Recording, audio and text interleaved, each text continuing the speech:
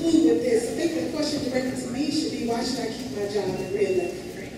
And so for 2 years, I've ran a very well-organized organization where our employees, we have improved our customer service, we have balanced our budget, and also enhanced our programs to our community by opening up a self-help center, by offering educational programs in our community, as well as enhancing our technology, whether it's creating a new website or maybe add new services to our website.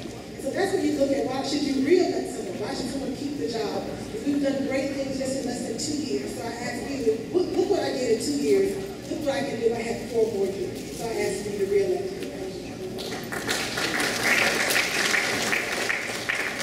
Thank you very much. This question is for anyone who wants to take it. What are your thoughts on the solar power amendment on the ballot?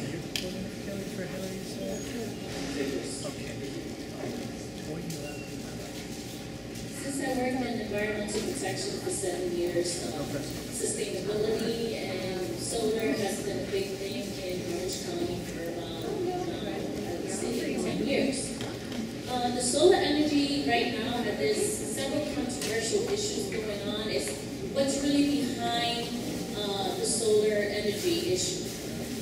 One of two things is happening right now. The solar is good for the environment.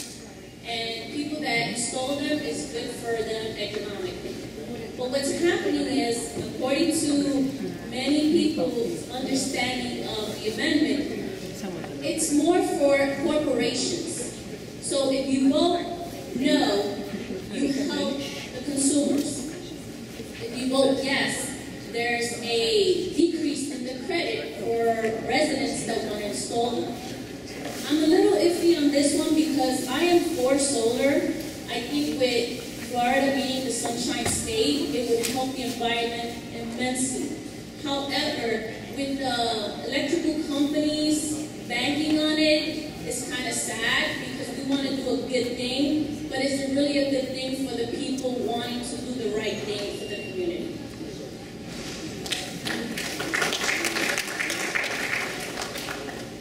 I'll agree with Daisy, but I'll just try to simplify this for those folks who are understandably confused with a solar amendment that claims to be pro-solar, why so many environmentalists are urging you to vote no. Duke Energy and all of the major utility companies in Florida, they want Amendment 1 to pass. The reason they want it to pass is they want to restrict the expansion of solar energy in Florida because it affects their bottom line.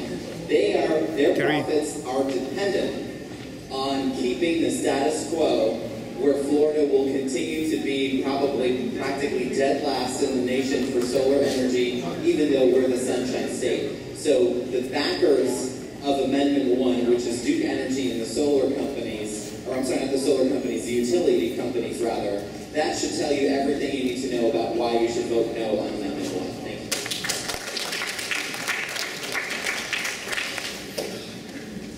So this question is for Kristen. Property values in 2008 dropped sharply. Many properties are still valued below 2008 values, which prevents people from selling their homes for what they paid for. Why the disparity in values from one area to another? So, Orange County, as I indicated earlier, the tax roll is down from $110 billion, $116 billion.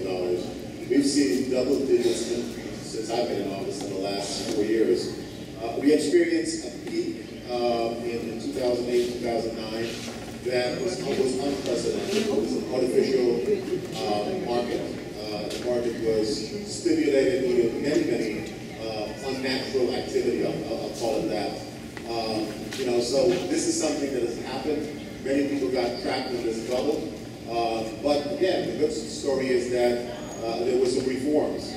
Dodd-Frank came into effect, the lending practices, and really tightened the restrictions with regards to these lending practices. The appraisal industry in the private sector got really streamlined and more stringent rules were put into place. So those are the effects of it. I think it's just a matter of time before your property values continue to rise.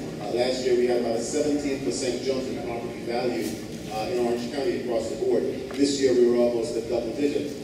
We see a lot more in the pipeline in Orange County to continue and stimulate that growth. A good indicator of that, if you talk to our realtors in the room, homes are not that much available. They're not, and really, the shelf life of a listing on the market is very, very low. So if you have a home, now's the time to sell. The question is, can you ever recover from that 2008 bubble where the price just escalated and artificially increased? That's really a question for, it's really a phenomenal market situation that I really don't know the answer to that question. But what I say to you is hold on, have faith, and hopefully the prices will continue to grow as the indicators are predicted.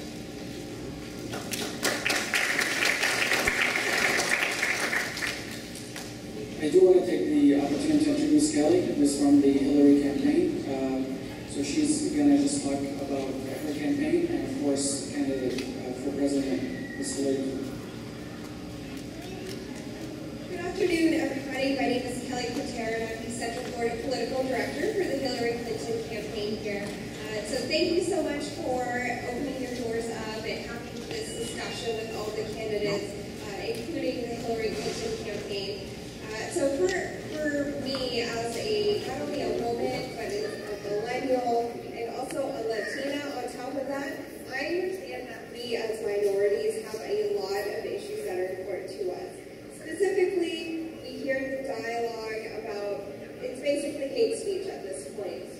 So there's a lot at stake with this election. And I cannot stress how important this election is for us as minorities, as women, as millennials to come out and turn out the vote as well. And that's why we are asking for you to vote for Hillary Clinton. We can't imagine another 4 years with somebody who is very much like Rick Scott. And education has suffered here. Healthcare has suffered in the state of Florida. Could you imagine that on a national level? So hopefully, we can count on your vote for Hillary Clinton. If you have any questions, feel free to visit us over there at the booth. If you want a yard sign, feel free to take as many as you'd like as well. But if you have any questions for me at the end, feel free to ask them, and I'll try as much as I can to answer them within the best of my ability.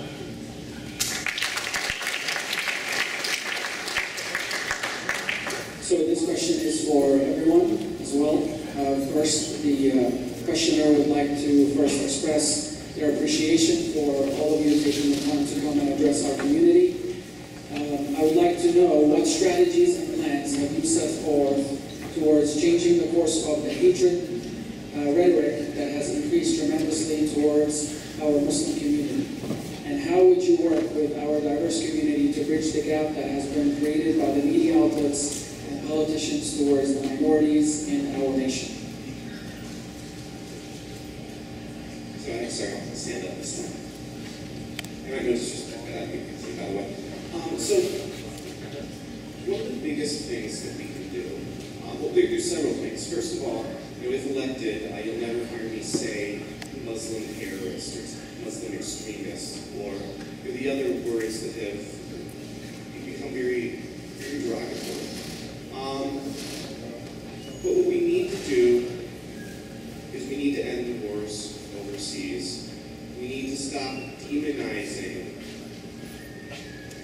Muslim Americans and Muslim immigrants when discussing immigration policy, when discussing criminal justice policy, when discussing all of our policies, and we start singling out a very specific group.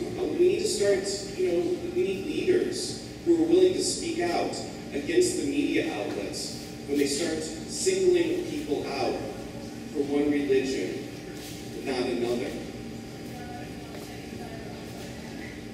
I'm sure everyone here is very familiar with all of these issues, so I know I'm just preaching to the choir here. But what I would do is I would stop the policies that disproportionately affect Muslims. I would stop the policies that encourage people to fall into the gaps of Islamophobia. I can hear a good story. Quick story? Okay, quick story. So I was in the Army, right? I'm a veteran. So I was in the Army, and I came back from a war in Iraq, and it was horrible. And I had a squad lead. I actually learned a little bit of Arabic while I was over there. I do a little Farsi too. And I was always the person who would deal with the, I was a specialist overseas. I was the one on my squad who would always talk to the locals. And the reason why is because my squad leader and others refused to. They refused to because they saw everyone there as an enemy. They saw these are the people that we're supposed to kill. Came back home, that kind of mindset was still ingrained in many of my comrades' minds. I don't know how many of my brothers and sisters from the military, my brothers and sisters who are veterans, have had a very difficult time getting over their Islamophobia. And it's understandable. When we're telling people to go kill those people over there who are different than us, and this is how they're different than us, then we come here and we see people who have those same differences, people get that confused. So, when we start talking about foreign policy, even if we are going to decide to keep bombing the world and killing millions of people, if we still do that, we should at least refer to them properly. We should not demonize them based on their membership to a group of which so many other people belong. It's sick and it's ridiculous.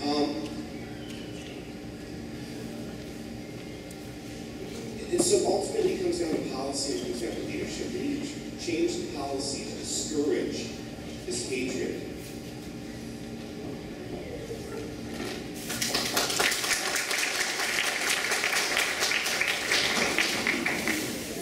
As I said, for 30 years I served as a leader. And after 9/11, I was on the SWAT team at the time. And it bothered me that now all of the bosses that were in the area had to hire deputies 24 hours to protect them.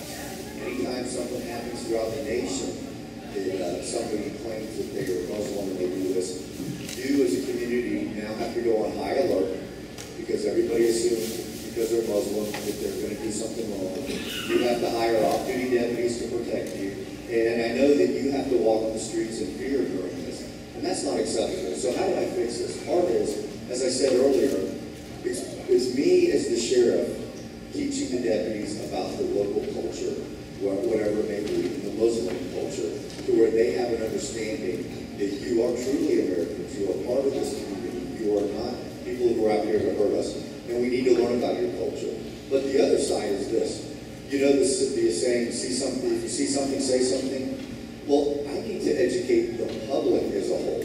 And I can do that through my website or even through my app, to where if somebody thinks there's suspicious activity, I can put a small movie on there to where these people can watch.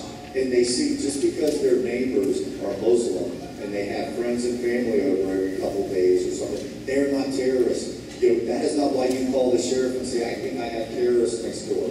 If you see, obviously, whether they're Muslim or whatever religion or whatever they are, if they're bringing a lot of guns into their house or bombs or explosives, that's a different story. But just living as a Muslim is not against the law.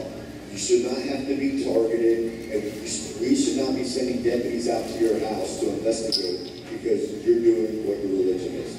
So we need to educate law enforcement, and we need to educate the public.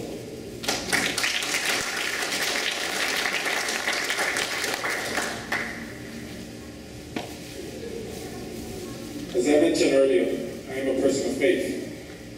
I don't have to wait until I get elected to work on this problem. When I was in my 20s, that's half my lifetime ago, I used to congregate with a couple of individuals at work.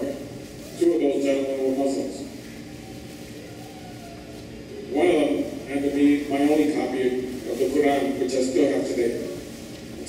myself to read it, and I found that within my own faith and yours, there are so many similarities.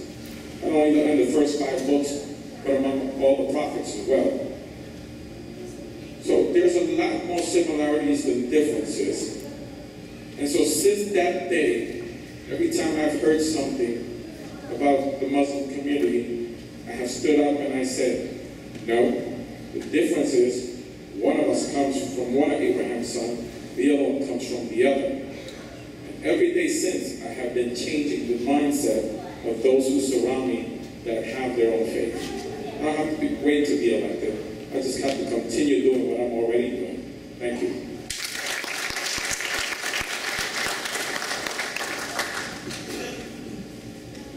So let me share with you a history about myself. I mentioned to you earlier that I was a county commissioner for 8 years. And this told you when you go to the question of how we would interact with the Muslim community, is there were several hearings that came before Orange County where many mosques was requesting permission to be built in certain communities.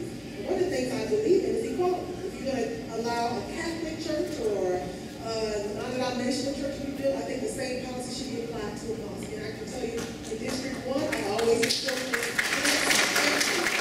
That speaks to who I am. That speaks to what I believe in, making sure that all rules should be fair, it should be applied, and that people's ignorance should not be judged against them when it's time to move forward policy. As your clerk, the clerk is here to keep the court record. The purpose here is to make sure that we have interpreters at the courthouse. No matter who walks in the courthouse to work with court administration or judges, to make sure that it is fair and equitable, and justice is supposed to be drawn. And I truly believe in implementing that system. Whether we make sure we have diverse employees, whether we make sure we have a diverse population to service our diverse population, that's what kind of clerk that you have here today. And so with that, I think that's what you can count on from your clerk. Thank you. As you know, I think it's more of a human rights issue. I don't think, and I speak on that with authority as an immigrant. Our story as immigrants in America is a different story. There are definitely 2 standards, and only an immigrant can identify that and sympathize with immigrants and identify with that. So let's call it like it is. It is what it is. It's something we have to deal with. But I think the resolution to this is education. The resolution to this is leaders speaking out when they see inequity. The resolution to this is, one of the first major things I had to do as the property appraiser was to stop xenophobia. And I'll tell you very quickly what happened. We had a group of pile high of petitions that were going to the Value Adjustment Board for something as simple as homestead exemption. And I asked, why are these going to the Value Adjustment Board? And the answer was, well, these are all Muslim folks. And why aren't you granting their homestead exemption like everybody else? Well, they are claiming diplomatic immunity, and we have to send these to the Value Adjustment Board because the property appraiser, my predecessor, did not want to make the decision. The federal government had said that these are bona fide citizens with granted all rights. They have the right to buy property, but they were not granted homestead exemption by the property appraiser of Orange County. So that was one of the first things I did. Cancel all of those Value Adjustment Board hearings and grant those exemptions when they were applicable. If there were some that genuinely didn't deserve homestead exemption, we worked with those people. My point here is leadership needs to set the example. And what I did with that act was really set the tone for my office to understand that that type of activity will not continue under my administration. It's important for leadership to set the example. It is important for leadership to be the sample, to be the example that this type of activity should not continue. It's also important for leadership to speak out against this type of activity when they see it. We have a constitution that governs this country and the state, and everyone, irrespective of your religion, irrespective of your ethnicity, where you were born, your sexual orientation, doesn't matter. You are Americans, and you should be granted the full bundle of rights as American citizens.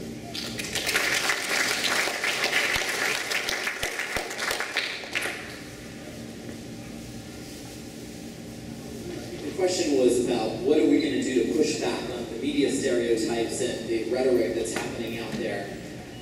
You know, I think that what we all need to do is we need to make sure that we call out hatred and bigotry wherever we see it, even in moments when it makes us uncomfortable.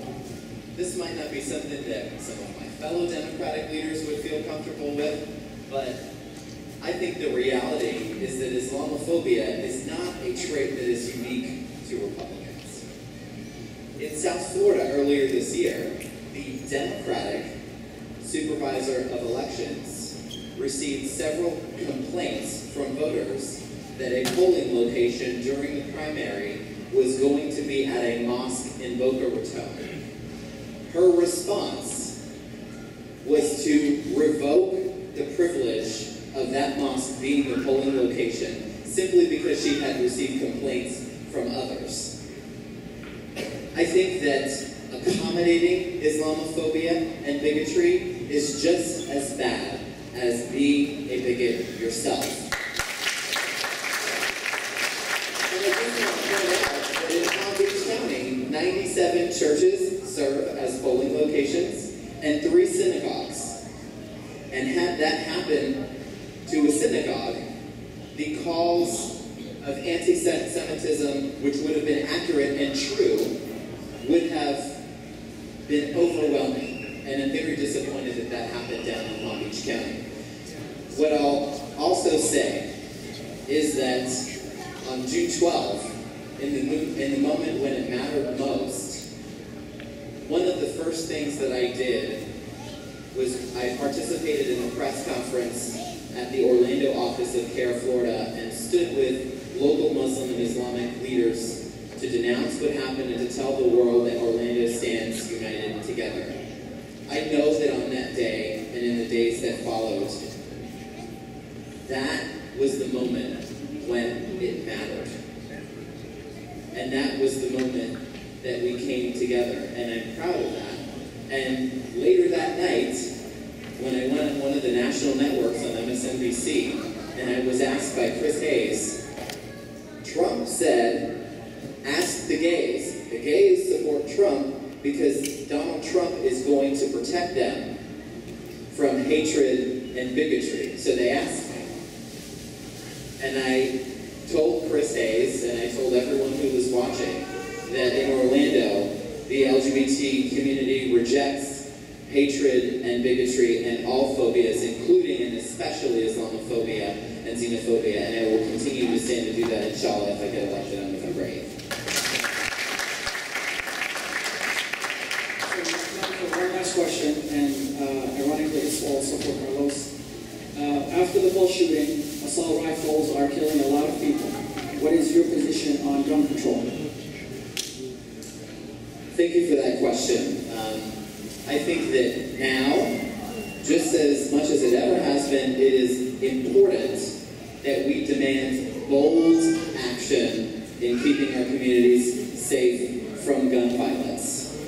I know that there has been a focus on the terror watch list and what we call no fly, no buy, but there are a lot of civil rights questions about that policy. A lot of people will find themselves arbitrarily on a terror watch list, even though they have never committed a crime or been engaged in any wrongdoing. And I think that the focus on no fly, no buy is misplaced.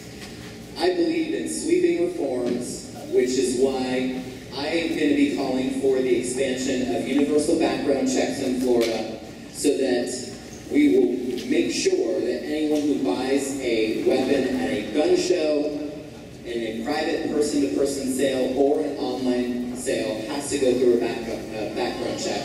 And that we demand for a ban on assault weapons and high-capacity magazines because they serve no legitimate civilian purpose and they must be taken off the streets.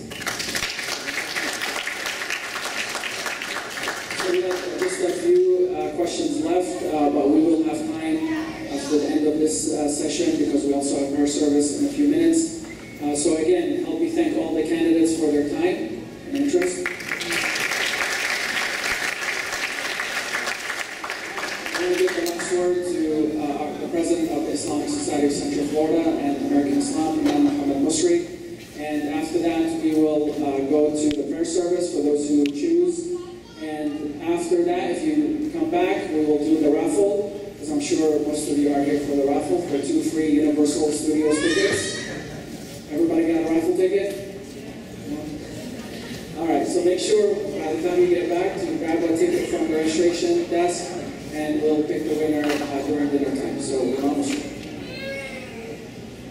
well, thank you very much for all the candidates for coming out to meet the community and to answer these questions. I know there are many more questions, and we will allow you to mingle afterwards. But on behalf of the Islamic Society of Central Florida, as the host of this event, I want to thank them for taking the time to be here, and I want to thank all of you for taking the time.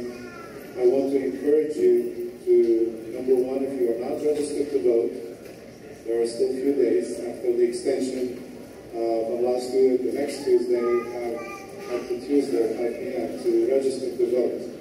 And second is to go ahead and vote. If you can vote early or by absentee ballot, do so.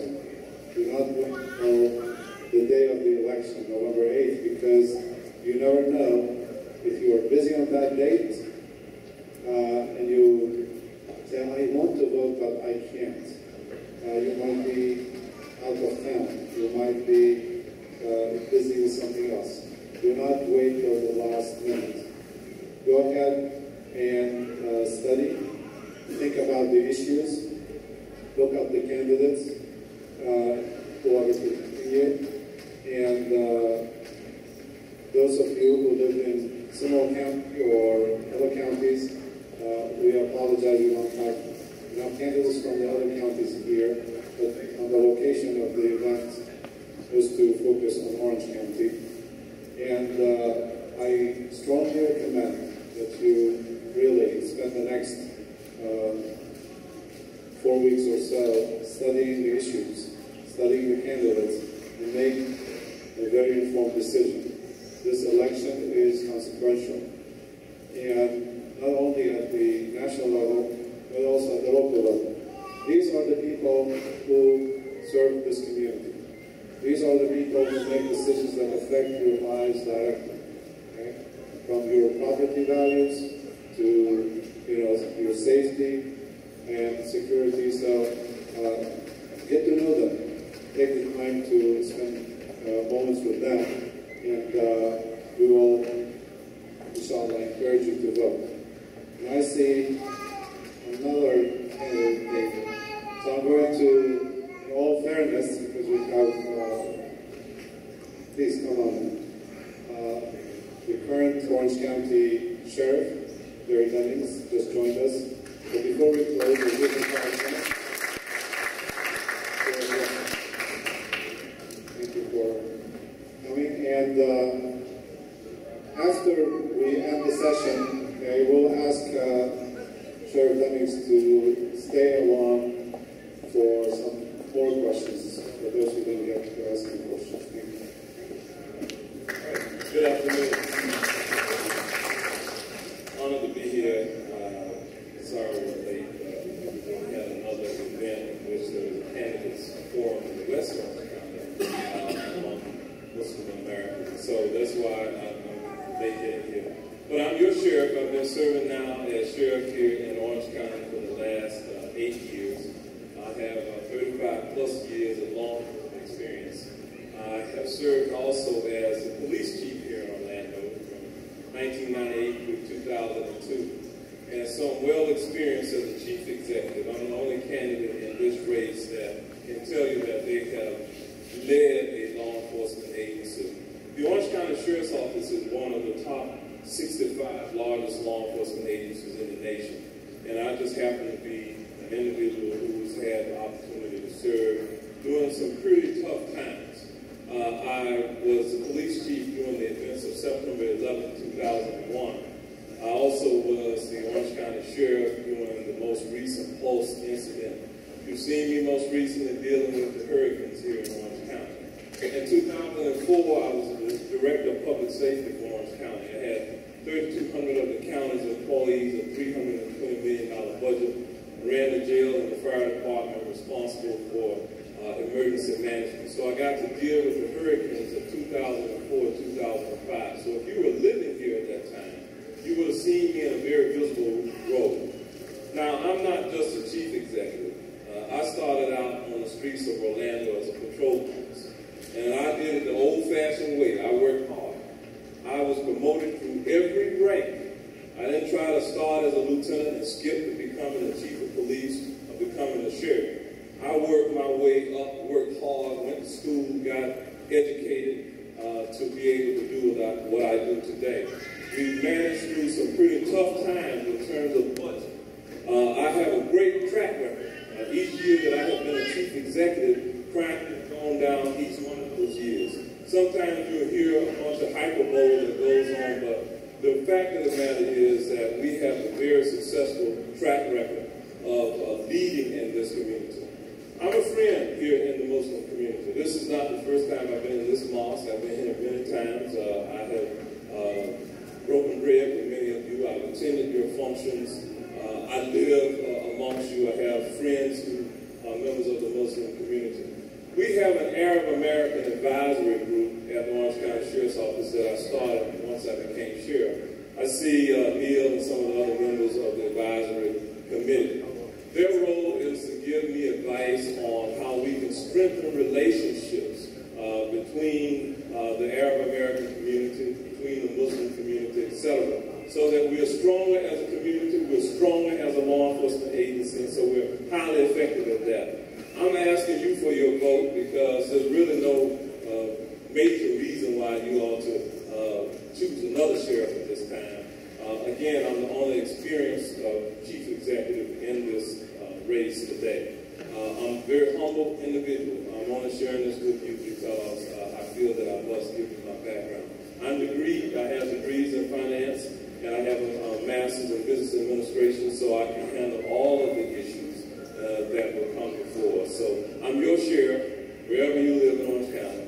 I'm your sheriff, and I'm looking forward to continuing. My wife serves in this community. She's running for the United States Congress as well, and she's also a former Orlando police chief. So that we share. I'm celebrating the number first. I'm also the president of the Florida Sheriff's Association. I was elected to lead the sheriffs throughout Florida for the next few months. I was elected in July of this year for a 12-month period of time. And so I wouldn't get to any of these positions that I'm telling you about if I didn't have something that we were doing right. So thank you all for having me here today.